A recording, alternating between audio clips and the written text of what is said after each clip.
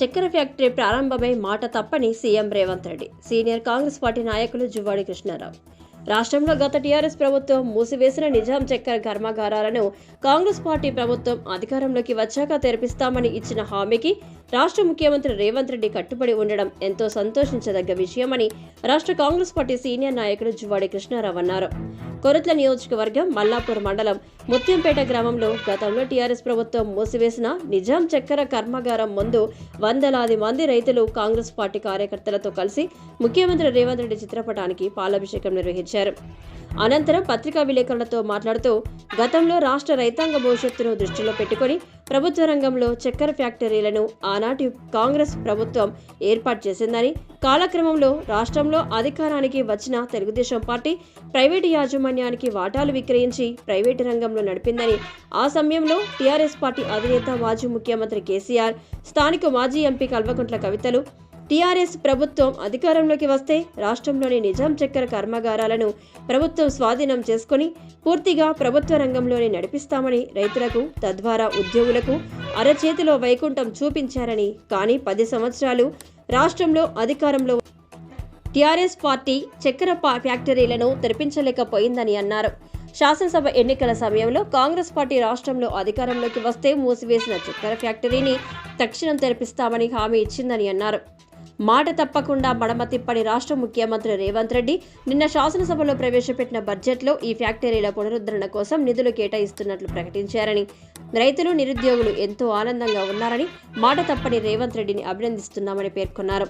ఈ కార్యక్రమంలో జువ్వాడి కృష్ణారావుతో పాటు బ్లాక్ కాంగ్రెస్ కమిటీ అధ్యక్షులు అల్లూరి మహేందర్ రెడ్డి, మెట్పల్లి పట్టణ కాంగ్రెస్ పార్టీ అధ్యక్షుడు జట్టి లింగం, కోరట్ల మండల కాంగ్రెస్ పార్టీ అధ్యక్షుడు కొంతం రాజం, నియోజకవర్గ యువజన కాంగ్రెస్ నాయకుడు ఏలేటి మహిపాల్ రెడ్డి, మాజీ సర్పంచ్లు పూదరి నర్సాగౌడ్, కడగొండ్ల సాయి, నల్ల బాపురెడ్డి, సిరిపురం సత్తయ్య, కొత్తపల్లి రాజేందర్, చింతామణి, చిన్నారెడ్డి, వెంకట్రెడ్డి, గడ్డం లింగారెడ్డి, అంతడుపుల నర్సయ్య, బుస రాజేశ్వర్ తదితరులతో పాటు వందలాది మంది కాంగ్రెస్ కార్యకర్తలు, రైతులు పాల్గొన్నారు.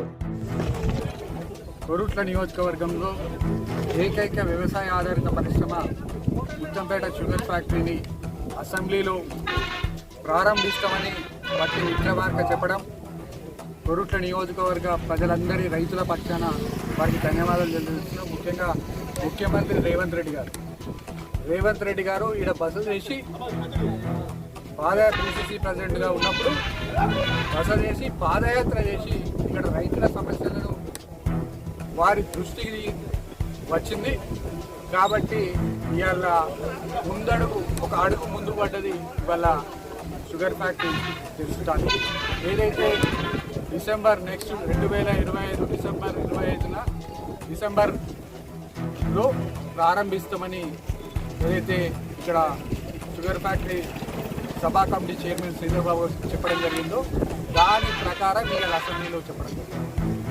కాబట్టి మడిమ తిప్పని నాయకుడు అంటే రేవంత్ రెడ్డి గారు. మాట ఇచ్చి తిప్పనటువంటి నాయకుడు రేవంత్ రెడ్డి. మాట ఇచ్చి తప్పేటోడు కేసీఆర్. ఎందుకంటే షుగర్ ఫ్యాక్టరీ 100 రోజులలో ప్రభుత్వం స్వాధీనం చేసుకుంటా అని గత 10 సంవత్సరాలలో మూసిన చరిత్ర కేసీఆర్. ఇవాళ రేవంత్ రెడ్డి గారు ఆదాయాత్ర ఇక్కడ షుగర్ ఫ్యాక్టరీ మీద రాత్రి నిద్ర చేసి షుగర్ రైతుల సమస్యలను తెలుసుకొని వాళ్ళ షుగర్ ఫ్యాక్టరీ ఓపెనింగ్కు ముందడుగేసిందంటే చరిత్రలో రేవంత్ రెడ్డి గారు మిగిలిపోతారు. ఈ తెలంగాణ రాష్ట్ర చరిత్రలోనే రేవంత్ రెడ్డి గారు మిగిలిపోతారని తెలియజేస్తున్నారు. రైతులందరూ కూడా సంతోషంగా ఉన్నారు. షుగర్ ఫ్యాక్టరీ తోటి ఈ ప్రాంతం అంతా సస్యశ్యామలమవుతుందని తెలియజేస్తున్నారు.